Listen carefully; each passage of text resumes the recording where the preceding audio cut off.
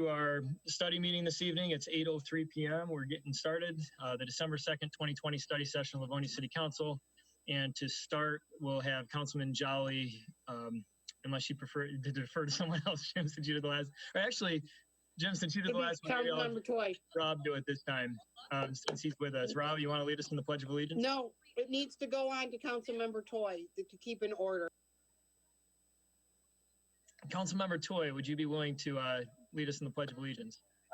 Yeah, I'll give a prayer real quick, if that's okay, Mr. Chair. If we could bow our heads.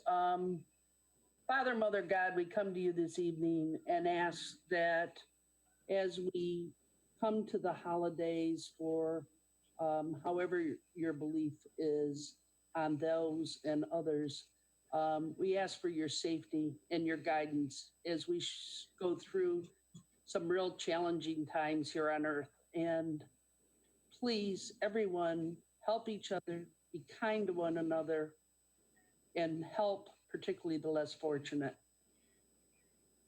God bless all of you and your families as well. Amen. And it looks like we have Council President McIntyre with us. And Council President, all I've done is welcome everyone and done the pledge. So take it from there. Thank you. Somebody's got some background noises. And I'm going to ask if my microphone is better. Thumbs up, thumbs down.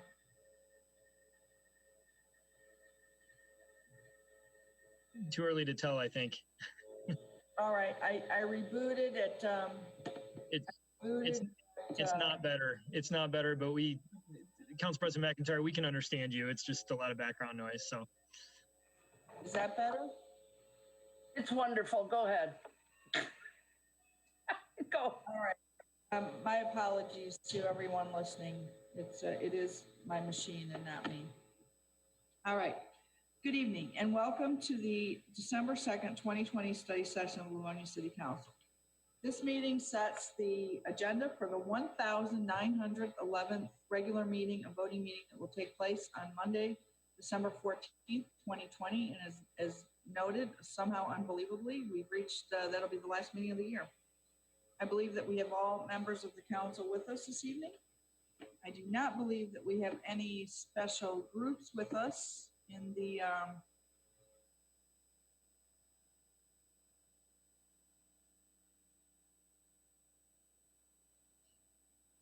all right, looks like we've lost Council President McIntyre. So, oh. I'm sorry.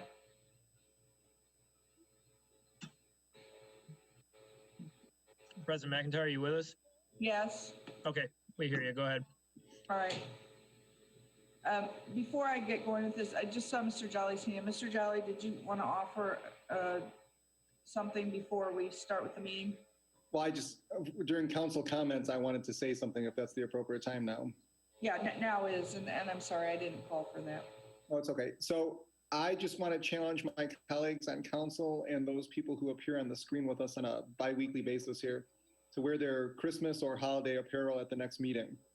We didn't get a chance to do that for the parade this year, but I think it might be appropriate to celebrate in that small way and, be a little goofy with it if we want to. So I just encourage you all to do that.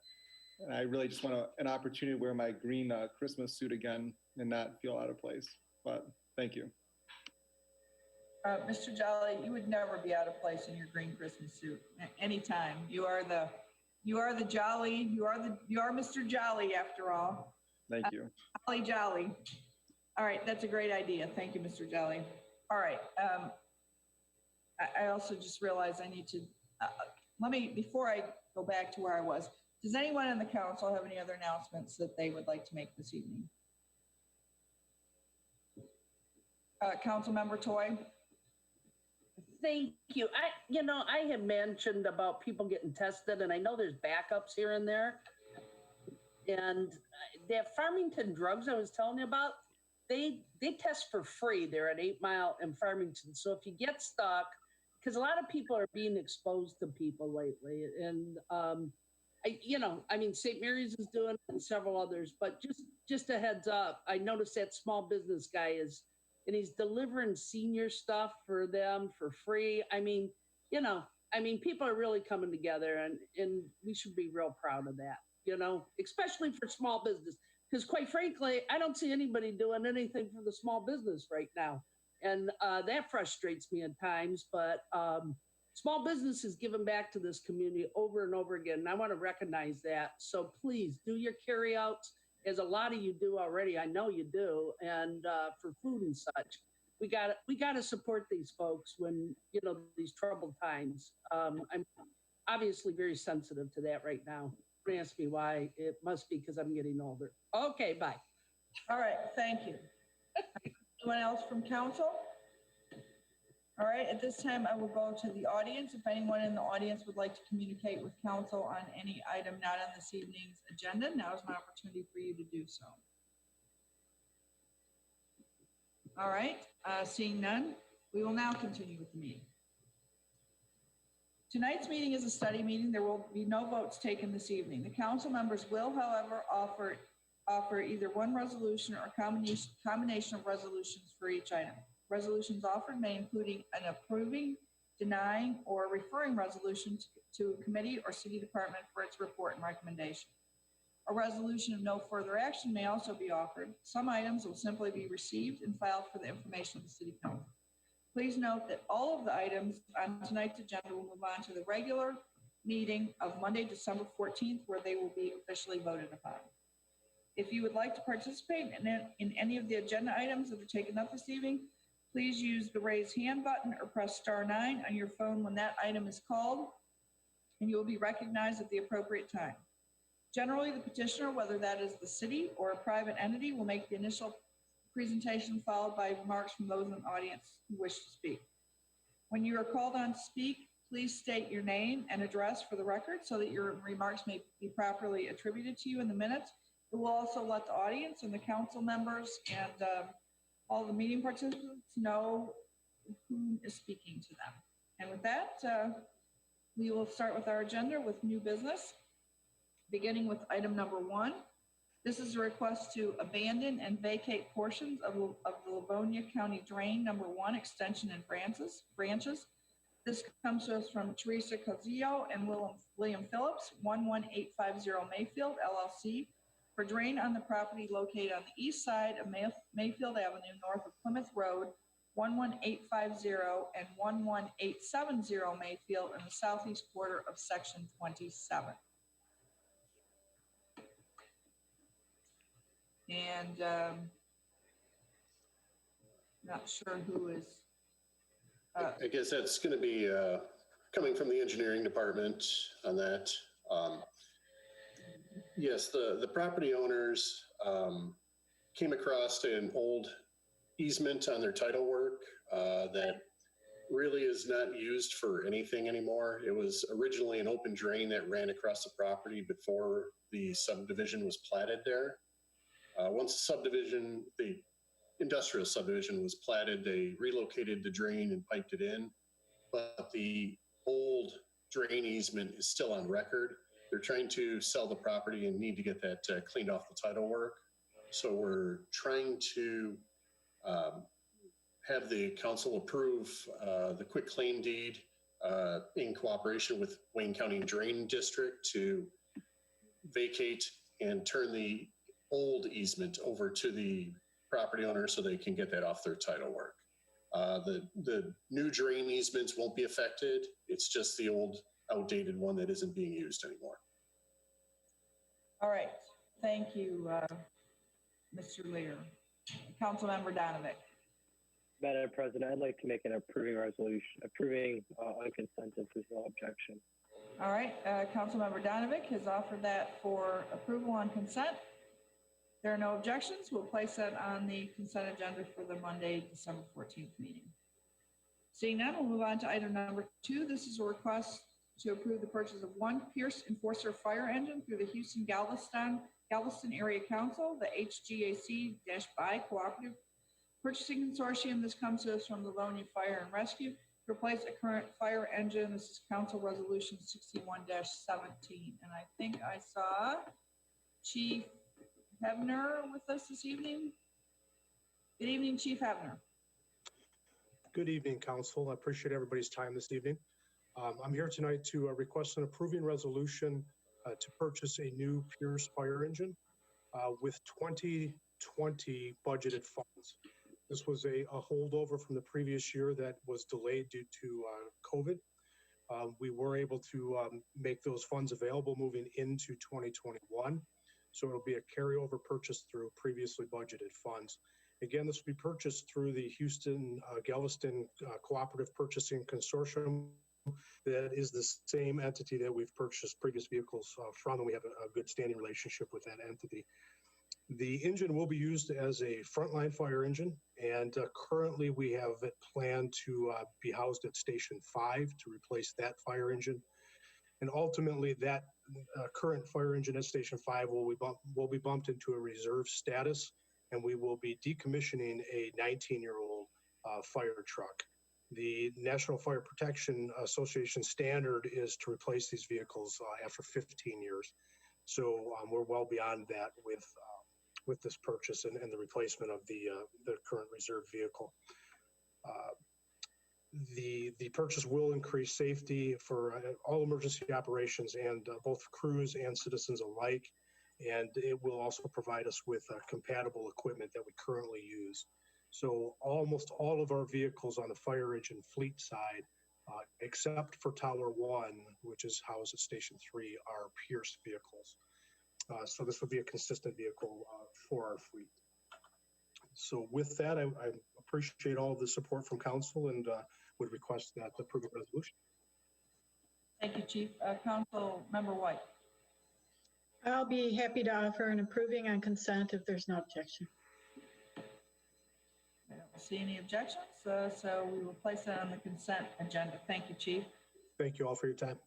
Item number 3 is a request to authorize expenditure. This comes to us from the Public Service Division to enable payment to Allied Distributors for emergency repairs to hoist number 3 and number 4 at the equipment maintenance garage from budgeted funds. And I think Mr. Rushlow is on here. Or Jacob, are you, or Dave, I'm not sure, or Don, I'm not sure. Good evening, Council. Can you hear me? Good evening, Mr. Rorath. I'm Rorath, DPW. As you've mentioned, this is before you tonight for the emergency repair of our hoists in our fleet maintenance building. We have, obviously, with the leaf season coming to a close and the winter operations happening and the crossover of all of that at the same time, it's absolutely imperative that all of our lifts and hoists that we have in the garage are functional for snow and ice, changing over of the blades, repairing the snow trucks, and actually switching over the leaf equipment to the snow and ice program. So we had 2 of the hoists go down, and we had to get these hoists repaired ASAP for the purposes that I just described. This had originally went out to bid in 2016. And it was awarded to a vendor at that time that was totally non-responsive. And we've been back and forth with this company for the last few years. It actually, we got into some litigation that paused this, but we could not wait any longer to get these repairs done. So before you tonight is the cost of the repairs for those 2 hoists, number 3 and number 4, for a cost of $55,468. And it's the recommendation of the department that council approve this payment to Allied Inc. and also authorize an expenditure from the budgeted funds in the amount of $55,468 for this purpose. And I would be happy to answer any questions that you may have. I'll go to Council Member McCullough and then Council Member Floyd. Council Member McCullough. Thank you, Madam President. I just, through the chair, I just got a quick question. After looking through the notes, it did refer to 3 lifts. And it showed that obviously expenditure of $50,000, but I know that it also showed a capital outlay request and budgeted funds for $90,000. I just want to make sure that you did get the 3rd lift in order too, just making sure that yes, all 3 are in order. That's correct. All right, thank you. I would have no issue offering approval for consent if there's no objection. Thank you. Council Member Toy. Thank you. I as well would support the approval, but I also wanted to thank Mr. Roroff and his team over there for all the outstanding leaf pickup that they have done in just, you know, keeping up with it all. And every year, it seems like they get better and better at it, even though I didn't rake a whole lot of leaves this year. But honestly, thank you very much, Don and your crew. Do a great job. Appreciate it. Thank you very much. I will relay the message to the crews. It was one of the first years that we actually finished exactly how we had planned it. Obviously, Mother Nature had a lot to do with that, and having the leaves fall early opposed to late, and not dropping 8 inches of snow on us like they did last year, right in the middle of the program. But yeah, they did a great job, and I will definitely relay that information to them. Thank you. Thank you. And again, Mr. Roth, congratulate them for managing the weather so perfectly this year. You guys really finally figured that out. Congratulations. Thank you. And I guess COVID maybe is a little more to blame or to do that. There you go. One good thing that happened in 20. There you go. All right. Thank you. Item number 4, and that was on consent. There were no objections. Item number 4 is a request to authorize the Parks and Recreation Commission the ability to set certain fees and charges. This comes to us from the Department of Parks and Recreation at the Livonia Senior Center, Greenmead, League Athletic Play, and Outdoor Activities and Rentals. Mr. Davis, good evening. Thank you. Thank you, President McIntyre. Good evening, City Council. Yes, the Parks and Recreation Commission is asking Council for the authority to set fees. Currently, the Parks and Recreation Commission has the authority to establish fees for programs and rentals at the Jackie Kirksey Recreation Center. This was done by Council Resolution 492-02. We are asking that, again, with the addition of Senior Center in Greenmead under Parks and Recreation, that we be allowed to establish all fees with the exception of membership and entrance fees for the Jackie Kirksey Recreation Center. If you notice on information that was sent with this, several neighboring communities operate in a very similar manner to what we're asking for. Novi, Southfield, Canton, and West Bloomfield all do very similar, either have administrative or non-council oversight for most of their fees. There's only 2 communities that I'm aware of that currently operate the way Livonia does, and that is Dearborn and Detroit, to the best of my knowledge. I'd be happy to answer any questions council might have on the subject. Councilmember Jolly. Thank you, Madam President. Mr. Davis, thank you for the opportunity to speak to you this morning in regards to this. I think there is a compelling reason to allow the Parks and Rec Commission to do this. Of the comparables that you mentioned there, I think West Bloomfield, they have an elected Parks and Rec Commission. Is that correct?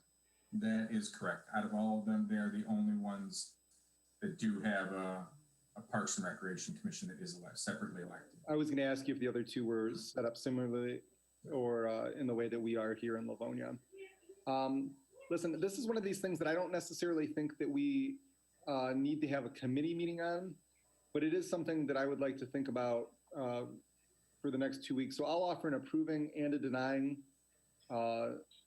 in hopes that if any of us have any questions in regards to this, or we can reach out to Mr. Davis or the administration, or just to give us time to think about it as well. Thank you. Thank you, Mr. Jolly. Councilmember Toy. Thank you very much, Madam Chair.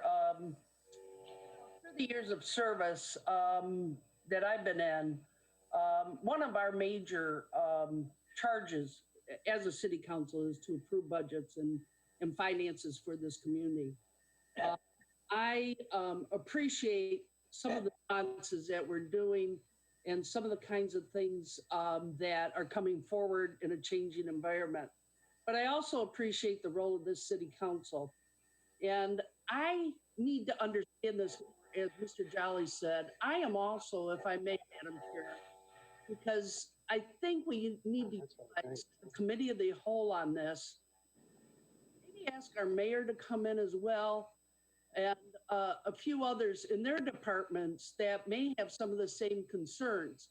I'm a little reluctant to give up council's authority, if you will, over finances and fees, particularly in this community. I have voted for and against fees through my career here in the city and elsewhere. And a fee, in a way, is a tax, if you will. It increases, obviously, the amount of money that somebody is spending to use our services, depending on what service it is. So I need a deeper understanding of that. And we have a fiduciary responsibility in that regard. And so I would ask for a committee of the whole, Chair. Thank you for the indulgence. I appreciate it. Thank you. So Councilmember Toy has offered a resolution to for committee of the whole. Councilmember McCullough. Thank you, Madam Chair. Just my 2 cents on this matter. Having been kind of the other side of things, while proper oversight is definitely warranted, a lot of these decisions, especially on a low level, streamline a lot of efficiencies with staff. So just kind of my 2 cents. This is something I'll be in support of. While I definitely, would like to see the oversight to council, some of these decisions are made on such the fly, and depending on the season and even some of the programming, allowing the staff, this is just going to the Parks and Rec Commission, which is a great step. Administratively, down the line, I think that would be appropriate to do at some point, just to give that. And I hate to give the keys totally away on that, but obviously with, like I said, the different ever-changing programs and stuff, I think it's a great idea. I've seen it work very well from an administrative standpoint and streamlining services. So I'll be in support of this. Thank you. Thank you, Mr. McCullough. Anyone else? All right, so we've got approving, denying, and referring to committee of the whole. Thank you. Thank you, Mr. Davis. Thank you very much. Item number 5 is a request to enter into agreements for the qualification-based selection QBS process with Detroit Architectural Group, DLZ Michigan Incorporated, Hubbell, Roth and Clark, and OHM Advisors. This comes to us from the Finance Department to provide as-needed architectural services. Good evening, Mr. Slater. Good evening, Council. This letter is coming from our department, but it did have input from a number of different sources in coming to the recommendation that we're going to propose tonight to you. The goal of this request is to streamline the process of obtaining architects to provide professional services for building projects. In order to accomplish this, the city solicited proposals to obtain these services on an as-needed basis. A total of 13 responses were received. An internal review committee consisting of myself, Don Roraff, Jacob Rushlow, Sammy Lovin, and Ina Batcher was formed to evaluate those proposals. A quality-based selection process, or QBS, was used to perform the evaluation. Members of the review committee initially performed an evaluation of the firm's qualifications without regard to price. From that process, the top 7 rated firms were selected to proceed with interviews. Those 7 firms were then interviewed and rated on their interview performance. The scores from the qualifications review and then the interview review were then totaled to come up with the 4 highest rated firms, which we're recommending to you tonight. Those firms, as you indicated, are Detroit Architectural Group, DLZ of Michigan, Hubbell, Roth and Clark, and OHM Advisors. The committee then proceeded to review the pricing proposals of these 4 firms. In our RFP, we had requested that the firms provide fee schedules for both hourly rates and as a percentage of the construction cost of a project. During our interview process, it became apparent that using a percentage of construction cost to determine the fees for each project was not going to be the best methodology to award work to these firms. Almost all the firms indicated that the construction cost of a project is not necessarily indicative of the architect's time needed for design and construction oversight. For example, the construction cost to replace a large HVAC unit is much higher than a small HVAC unit, but the architect's time needed for both projects would be similar. So it would not make sense to base their time on the actual construction cost. So instead of using that method to determine architect's fees, we're instead proposing the methodology which is outlined in your communication. Under this methodology, the city would first choose one of the 4 firms to prepare a scope of work for each project. They'd be paid their hourly rates for that task, and that task would be rotated among the firms as new projects arise. That scope of work would then be sent out to all 4 firms to obtain a not-to-exceed quote for the design, bid, and construction engineering services. The administration would award the work to the firm that submits the low qualified quote, taking into consideration the firm's ability to meet deadlines, and in some cases, specialty capabilities that they might have for certain projects. That selected firm would then proceed with the design and bid preparation for the project. Construction bids would come back to council for acceptance prior to any construction work being performed. So it is our recommendation and the recommendation of the committee that City Council authorize the mayor and city clerk to enter into agreements with those 4 firms to authorize fees to prepare the scope of work for each project to be based on the firm's hourly rates, to authorize the administration to award design, bid, and construction services to the firm submitting the low qualified not to exceed quote, and then authorize these firms to provide ad hoc services, such as capital planning, budget prioritization, space needs analysis, or other miscellaneous projects that might not necessarily be tied to a construction project, but would be beneficial to the city's building repair, maintenance, and other building-related issues. In attendance tonight on this call, I believe, is Jacob Rushlow, who was one of the persons highly involved in this, and then also representatives from each of the 4 recommended firms, should you have any questions for them. I'd be happy to answer any questions. Thank you, Mr. Slater. Councilmember McCullough. Madam Chair, just kind of running through this process. This is something I'm very familiar with. I think I had an RFP back in my time frame to do the same.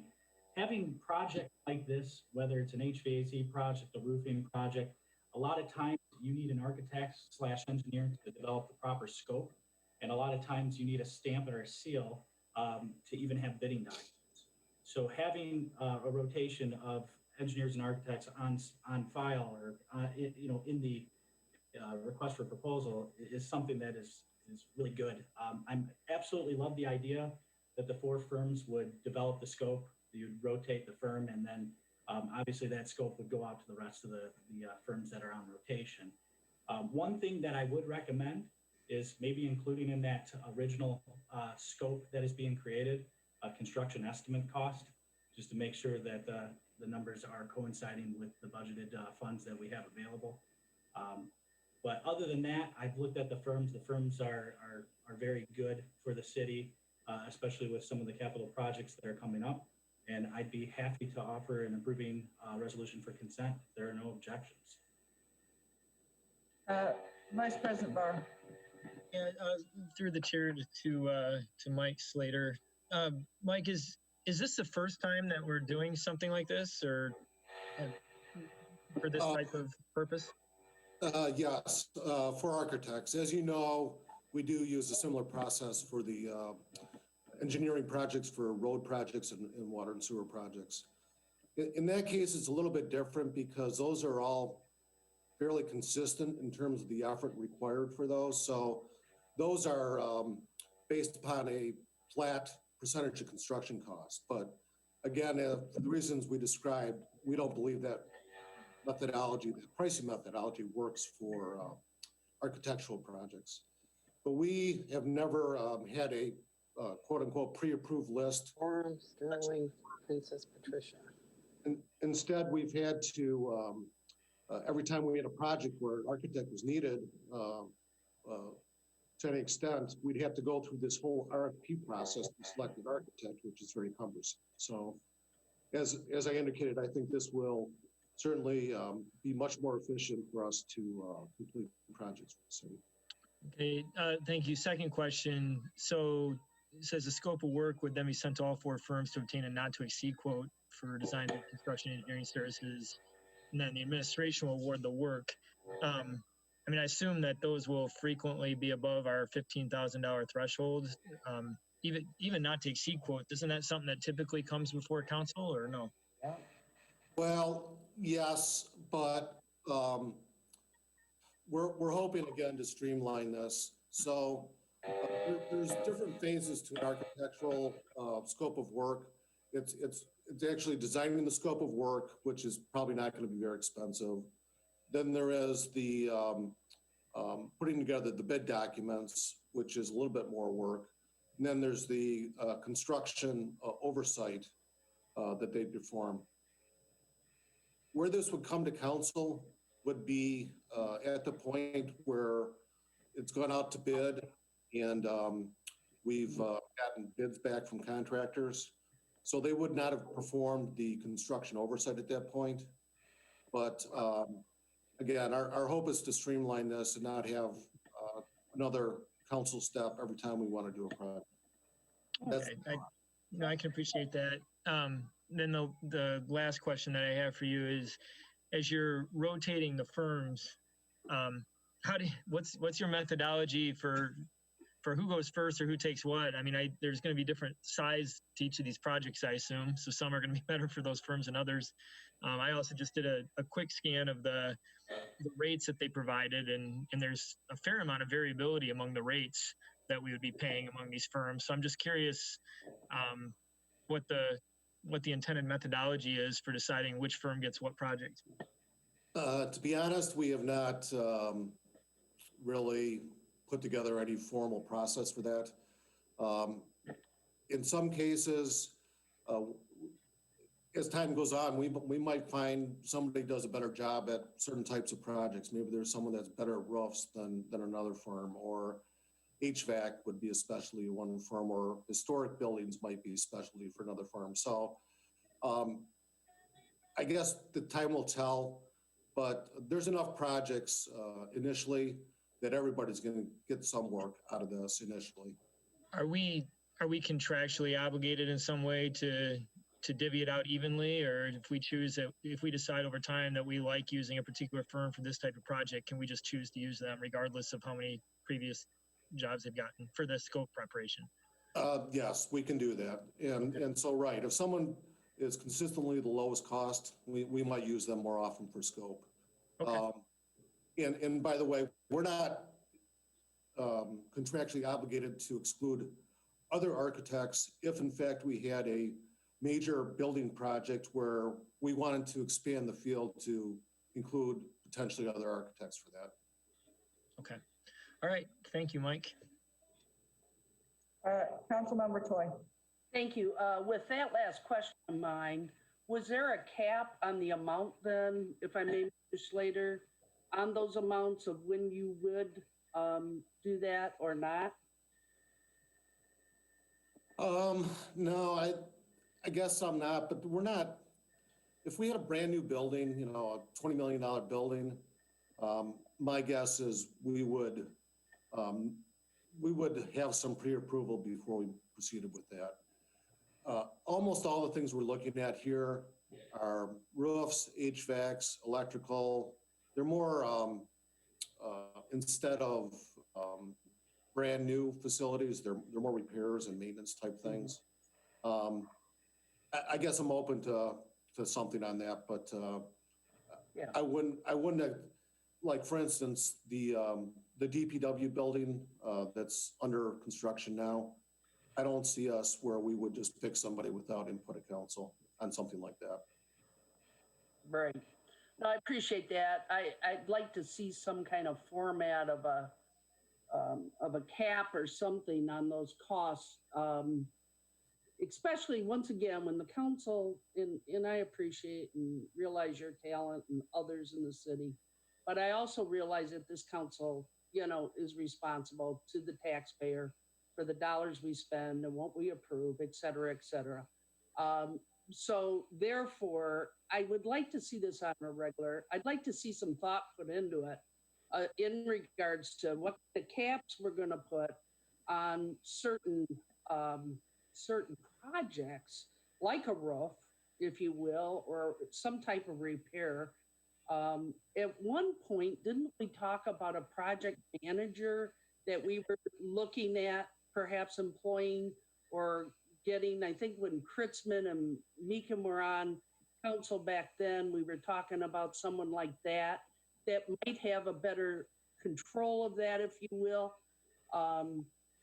I don't know if that's been talked about again, or if that even enters into something like this, but I know a lot of the repairs, as you've mentioned, were talked about at that time with all our properties and buildings, et cetera, because they're aging. And I can appreciate that we want to get them done quickly.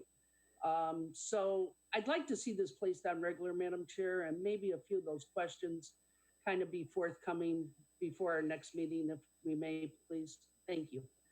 Madam Chair, if I could just maybe respond to a couple of those. So in this process, just be aware that we did not take competition out of this process. In fact, every one of these are going to have competition in terms of the 4 firms providing not to exceed costs. And our goal is to go with the lowest price quote, again, considering their ability to do the work timely and those type of things. Sure. And then secondly, regarding it was a facility manager, which we discussed a year ago in the budget process. Yes. And in fact, Sammy Lovin, who was part of this review committee, has been brought on board. That is the role that he is fulfilling. But a facility manager is not the same as an architect. And Mr. McCullough can speak to this. But Sammy will have quite extensive dealings. He'll probably be the primary person dealing with these architectural firms. But having him on board would not preclude us from having to also use the assistance of professional architects. Thank you, Mr. Slater. Mr. McCullough. Madam President, Mr. Slater, if you could maybe just correct me if I say anything, but I kind of dove into this packet. I think to kind of clarify for some of my colleagues is this is for the design services. So if we use a roof as an example. So we have a roof, it needs to be spec'd out, and say it's an estimated $25,000 we're thinking it's going to cost. Well, there needs to be specifications and design that are, prints that are made, and it needs a RFP process. If I'm right, these design services will be brought in. We would hire one of the rotating firms to create the scope based on their time and materials that are listed under their proposal. And from there, they would develop the scope, then we would bid it to the rotating 4 companies or engineer architect firms to create the specifications. Obviously, we'd go out to bid. If everything goes over the 15, then it's got to come back to council for approval for the said roof, or say an HVAC boiler or an air handler or whatever thing we're talking about. So this is, I look at it because this helped me out on my personal job, because you need a lot of things that need stamps. And I would always call, the facilities position a jack of all trades, the master of none. So you would rely on a lot of the support from architects and engineers to create the proper scope. So this, like I said, I absolutely love the idea, rather than doing the percentage that was originally stated, by picking the 4 firms, having them using the time and materials in a rotating fashion to create the scope, and then we send it out to the rest of the firms for a competitive bid process. I think if anything has more competitive nature in the procurement, this is it. So kudos to staff. I'll support, obviously, getting some questions answered, but I hope that I just had kind of cleared up some of those concerns. Thank you. Yes, Councilmember Toy. And I want to thank Councilman McCullough. That helped a lot. Thank you very much for that. I appreciate it. All right, so we have that will be placed on the regular agenda for December 14th, 2020. All right, moving on, item number 6. This is a request to approve notice of intent resolution to issue revenue bonds not to exceed $6 million and declaring intent to reimburse.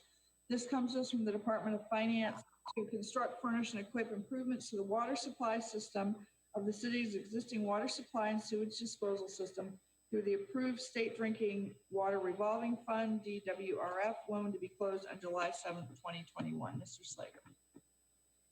Good evening again. This item is a necessary process to proceed with the Drinking Water Revolving Fund loan process. At your last meeting, you approved the engineering for this process to continue with OHM. As part of the state law, we need to publish certain information in the newspaper, and that's what the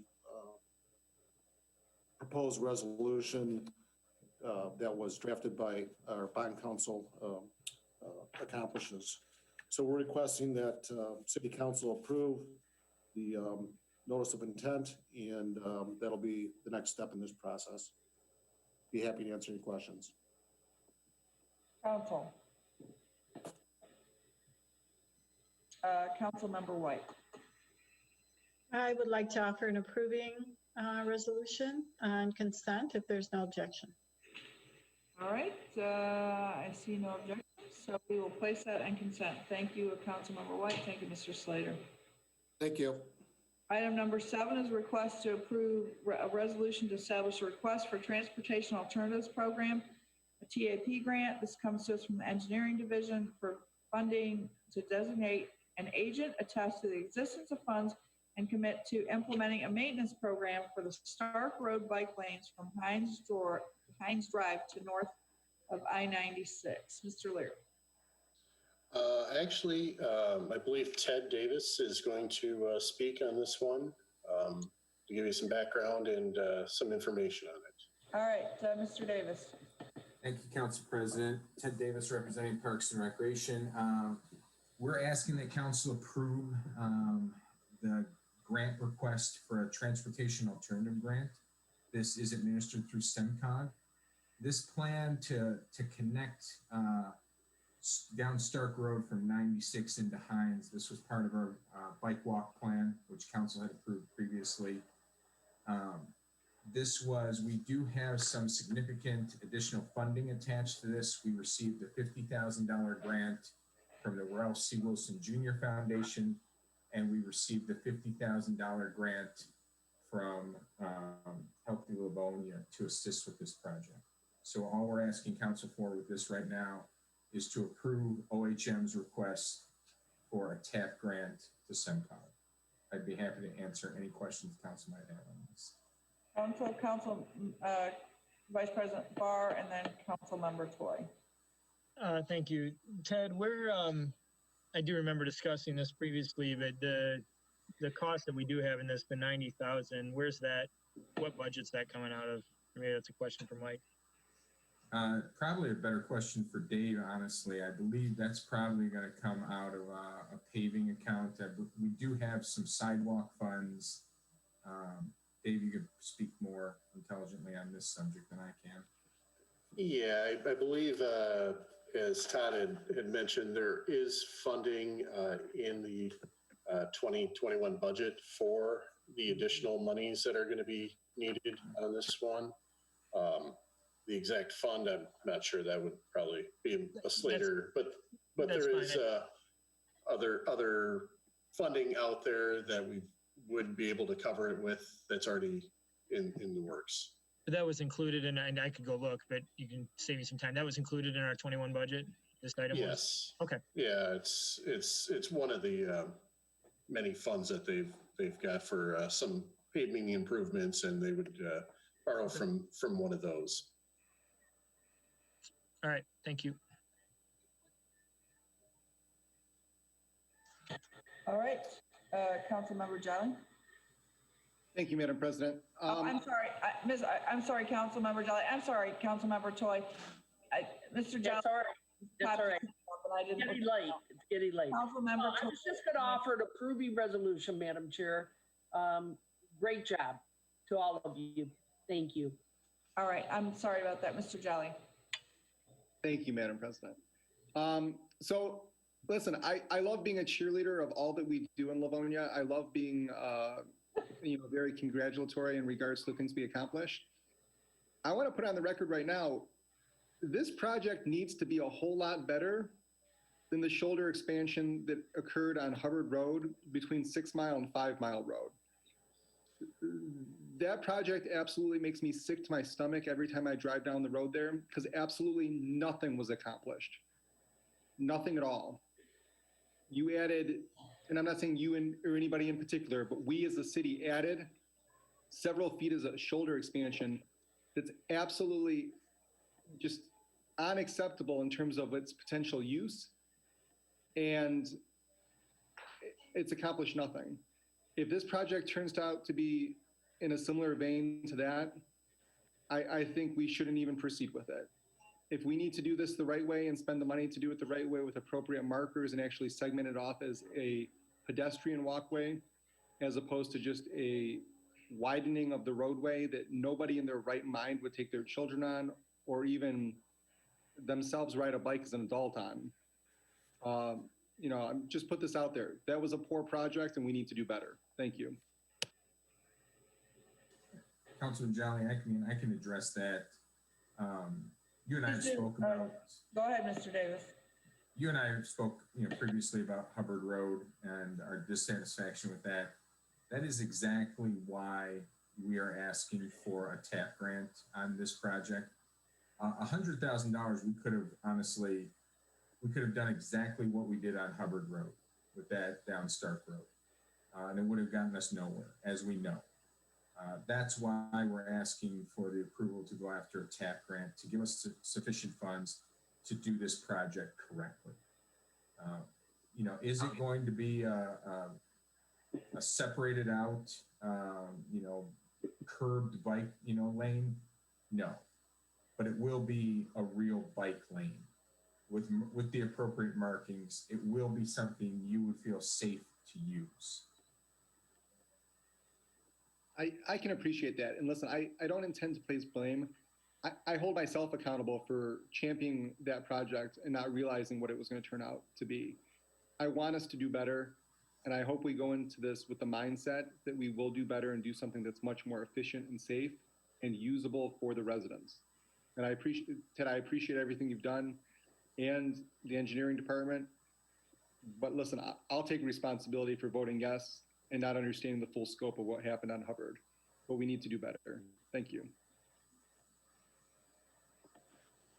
All right, Vice President Barr. Sorry, through the chair to Ted.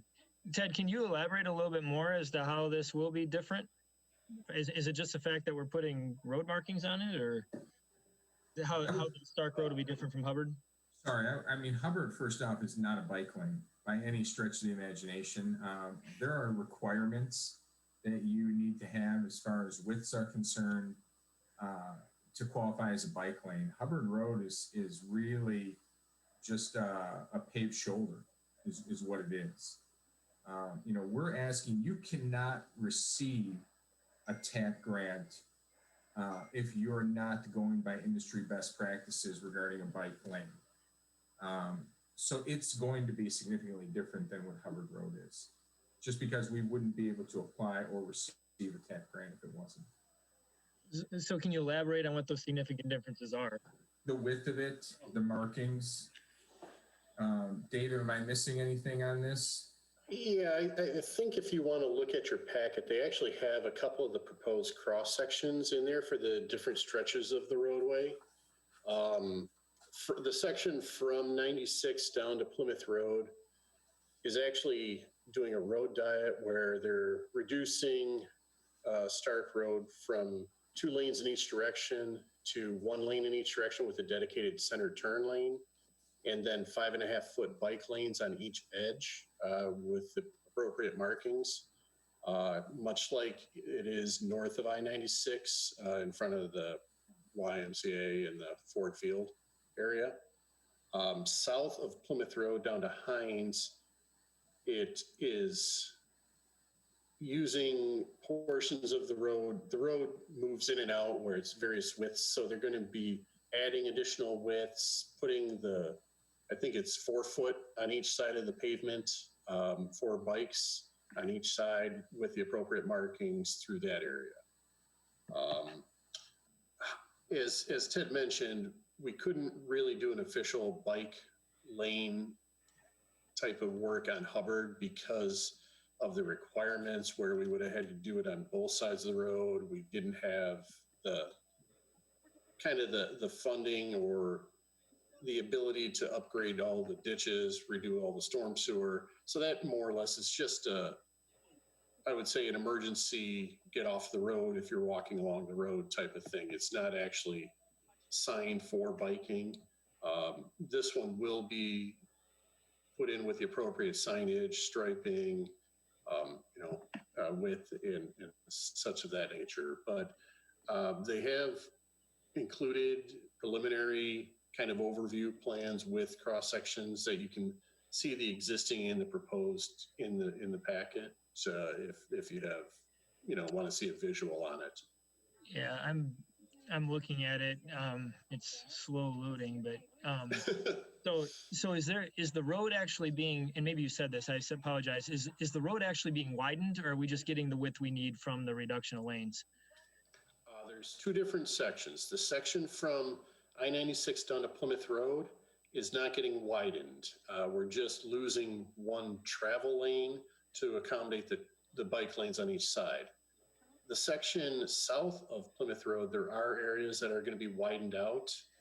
Some of them already have wider pavement that accommodates the new striping scheme with some of the accel and decel lanes and turn-ins down there. But there are areas that would be widened out to get the needed width. Okay. I don't anticipate it being an issue, but do we have any kind of traffic data to be comfortable with that going to 2 lanes on Stark? They do have, we're working on getting updated traffic counts, especially in the bridge area, because you've got where you would have more or less conflicting left turns and not a wide area between north and south or east and west schoolcraft. So we're working on getting updated traffic counts to make sure the left turn movements will work without having issues on that. Some of that is a little tough right now because of the reduced traffic with the COVID. I mean, it actually works out better for a traffic study, but I don't think it's going to give you the real kind of idea of what's going on when things are really working out there. But that's things that are in progress of trying to get that worked out for the final engineering. Okay. I'm excited to see, I'm very interested to see how this turns out. I think this project's going to be very indicative as to the usage of this. Once it's in there, will be very indicative as to what the promise of these types of projects are in other areas of the city. I love the idea of it, and I hope we see a steady stream when this is a ton of bikers connecting to Hines Park down there. I think this is a really cool place to do it. So, and kudos to you guys for finding the grant money. I will just, on a other side note, I'll let you, I hear what Councilman Jolly's saying, and he's right about Hubbard. I'll let you up a little bit and say I've ridden on that a number of times. I do appreciate the wider shoulder over there. It's our bike circuit that often ends up at Handy Dip have been down there several times. So I wouldn't say that it's worthless, but would certainly hope that this is more substantial than that, and it looks like it will be. So, thank you. Yeah, it's not what we would have liked, but it was kind of the best that we could do under the circumstances. And, hopefully if we ever get to a full reconstruct of the road, it'd be able to expand it out to do it correctly. Sure. Thanks for answering my questions. All right, so we've got that offered on consent, is that correct? Approving on consent? All right. Moving on to item number 8 is a request to amend the engineering contract through the qualification-based selection QBS process with OHM Advisors. The design engineering services for the 2021 Asphalt Road program. This is contract 21-A. This comes to us from the engineering division. That's Council Resolution 365-16. Mr. Lee. Yes, this is one of our yearly paving contracts.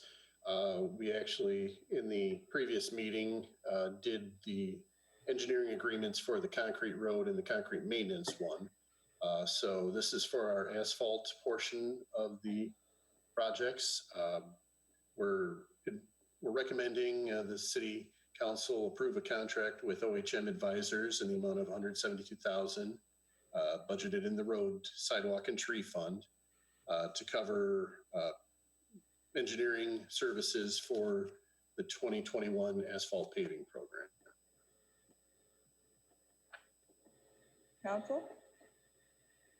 Council Member Toy. I was just going to try and offer an approving if I could unlock my mute button. Thank you, Madam Chair. You're unlocked. All right, approving on, I'm sorry, Council Member Toy, you're gonna have to unlock it again. On consent, If that fits your agenda, that's fine. any objections? Seeing none, we'll place that on the consent agenda for an approving. Item number 9 is a waiver petition. This comes to us from the Planning Commission, petition 2020-10-02-09, submitted by Little Caesars / Bent On L.L.C. to add drive-up window facilities to an existing carry-out restaurant. Little Caesars located on the east side of Ann Arbor Road between West Chicago Boulevard and Ann Arbor Trail, 38141 Ann Arbor Road in the northeast quarter of section 31. Mr. Taramina. Thank you, Madam President. As you can see from the aerial photograph, this is a 3-building commercial complex located on Ann Arbor Road. The area that we'll be focusing on this evening is this building here, and even more closely, the unit where the drive-up window operation is proposed is located at the east end of this multi-tenant retail building. This has some similarities to the petition you reviewed a few weeks ago involving the Big B Coffee at Plymouth and Middle Belt. I say that because what the petitioner intends to do here, like the Big B, is utilize the space behind the commercial building to serve as the route for access to the pickup window. And sufficient space is available here along the south side of the building, more so than what we looked at previously. A little bit better situation as it exists here. This would not involve an order station. It simply serves as a pickup window for pre-orders and possibly items that could be served on demand. But the Planning Commission did review this in rather significant detail, especially as it related to the safety aspects. One of the issues was the protection of the area around the building. Bollards will be placed in those areas. Some of the parking that would be eliminated in order to make the room available for the stacking lane. Those spaces would be relocated elsewhere on the site, so there would be no net loss in parking. And then lastly, with respect to the curb area adjacent to the pickup window. Some modifications would be made there in order to, so there would be no interference with the existing sidewalk and barrier-free spaces that are in that area. The other issue involves directional signage, which is included in the application, and really no other modifications to the building other than the addition of the pickup window itself on that side of the building and a small awning above that pickup window. But other than that, the Planning Commission is recommending approval of the petition as submitted. Thank you. Thank you. Council Member McCullough. Thank you, Madam President. Through the chair to Mr. Tormina, with the slide you have up right now, the only question I did have, the adjoining shopping center complex, the Ann Arbor, what is it, the 38047? Is there parking spots that are, basically right as people are coming out of the drive-through and you got the directional arrow that kind of feeds you back to the parking lot? Is that, I guess my concern is it so, I know planning looked at this in detail, but it's the building that would be to what, the east of the drive-through window, kind of where that car sits. Is there any impact or any concern with the people grabbing their pizza and then kind of getting put in back out in the lot? Is there any impact there that showed any concern? Yeah, let me make sure I understand your concern or question, and that is as the vehicles exit the area where the window is located, being able to make the turn into the drive aisle or go straight. Yes, so and those cars to the east of them, right there, so that guy's backing out. I mean, is there? Yeah, that's an extra wide aisle. Let's see if we have a dimension. I believe the architect is on the call this evening and can speak to that. But I believe that there's sufficient width provided in that aisle so as not to create any interference. But I'll allow her to maybe tell us what that dimension is. Typically, we look for at least 22 feet in order for vehicles to safely back up from a 90-degree parking stall. And I believe we'll have that even with the drive-through lane in this case. Gotcha. And I thank you for, honestly, if we can maybe ask the petitioner, but I think more and more of these with the pandemic and having to alter type of services that our businesses and small businesses around the city are dealing with. I think we're going to see more and more of this type of planning and innovation to change the way that our consumer needs are trending. So out of looking at everything else looked good. I assume that I'm hoping that obviously the answer to my question is yes, there's enough for a car to back up on. But another good thing that I'm seeing with these site plans is a lot of the site itself and the civil aspects of the lots are being modified and enhanced. So that's kind of another silver lining. So if I could get that question answered, that would be my questions.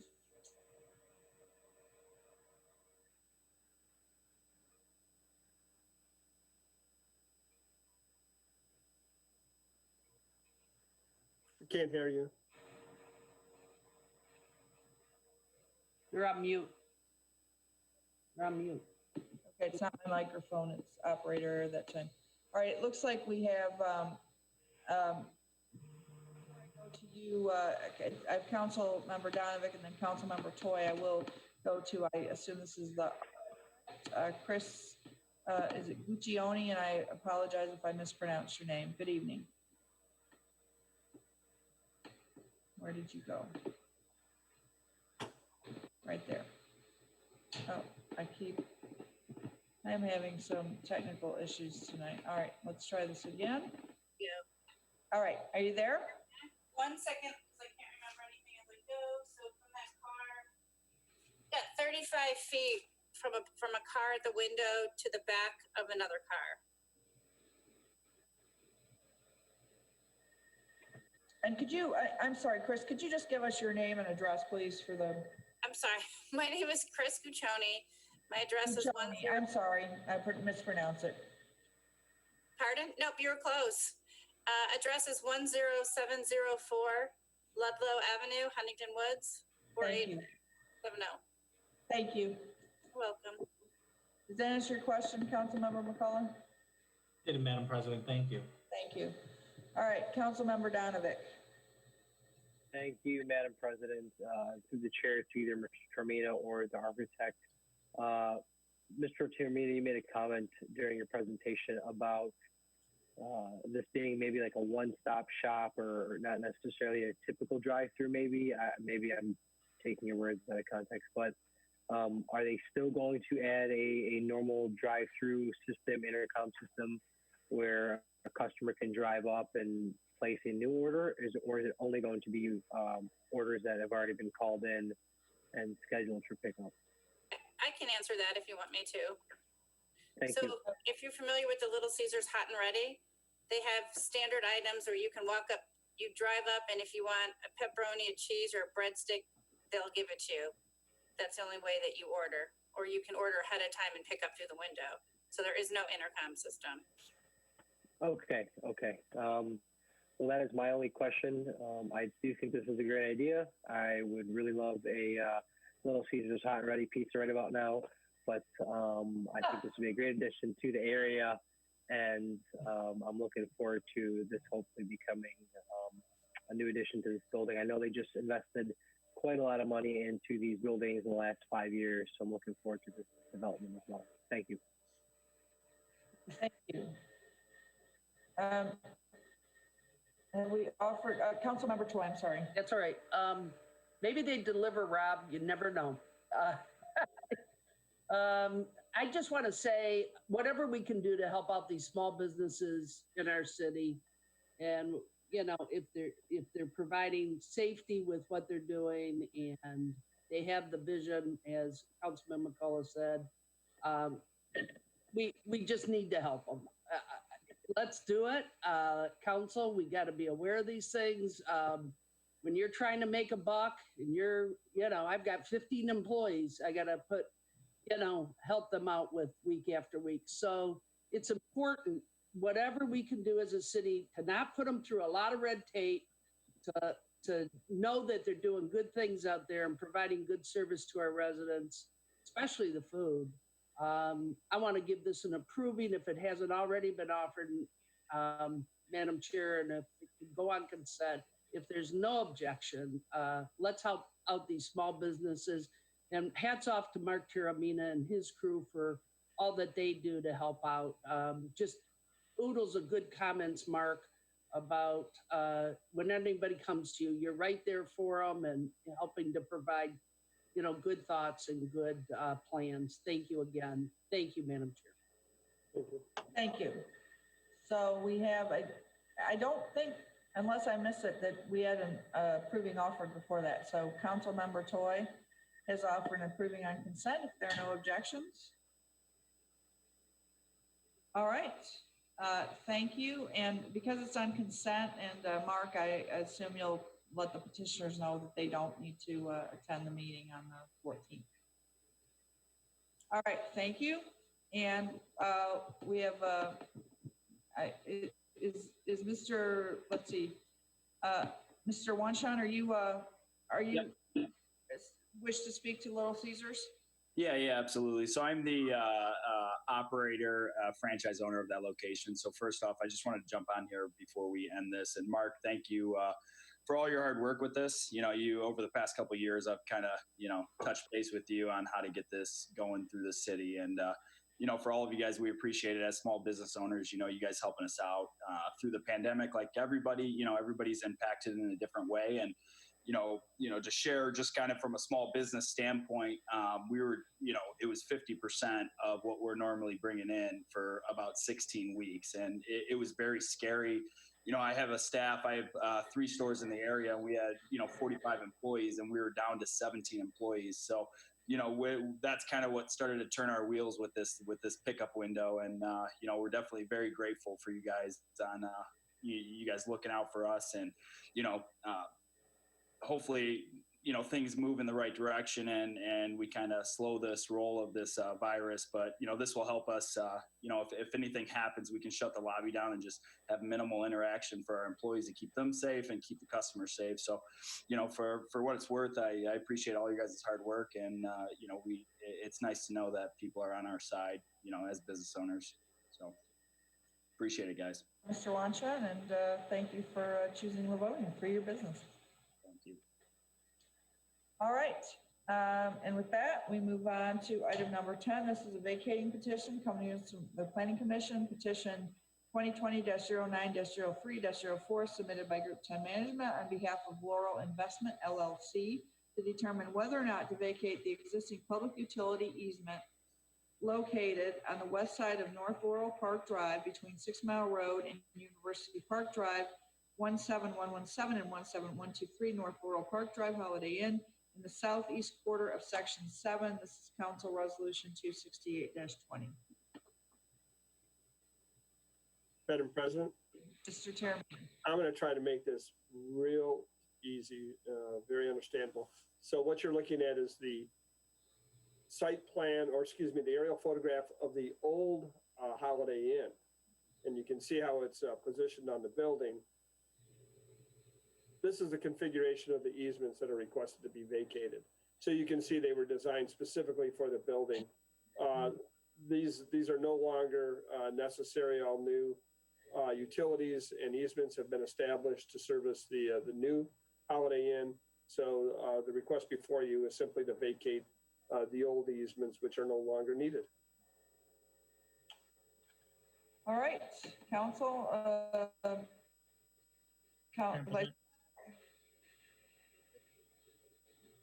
Madam President.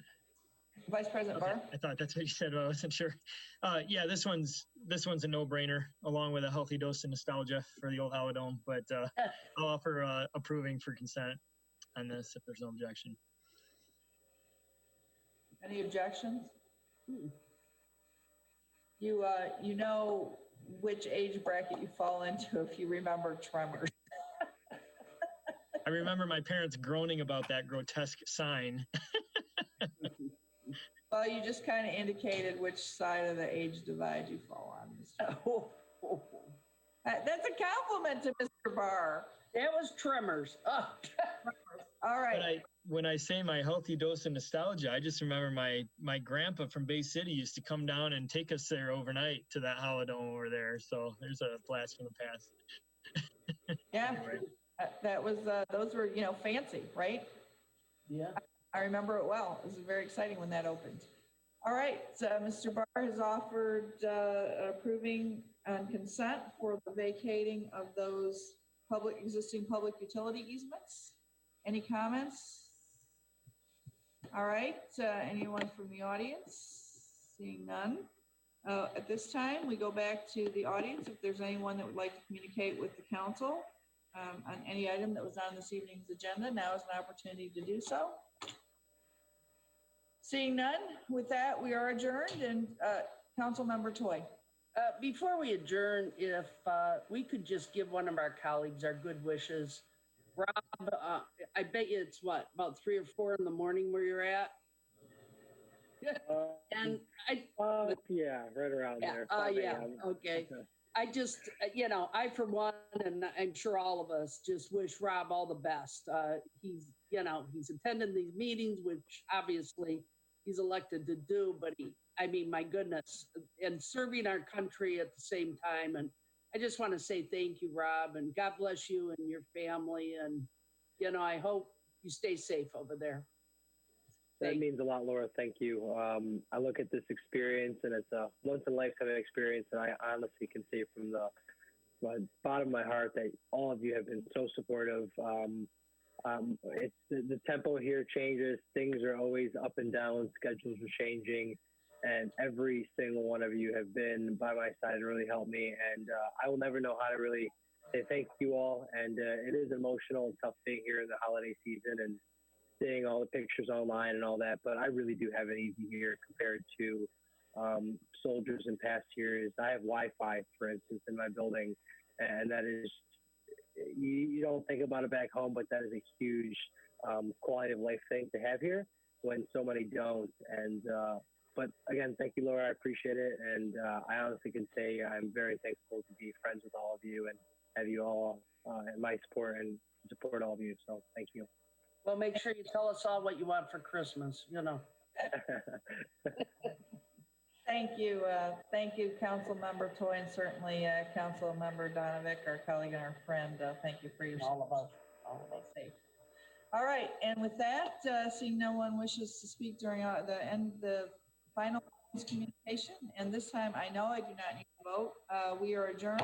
Thank you, everyone. Thank you, LivoniaTV, and all of the people that make this possible. Good night, and have a good evening.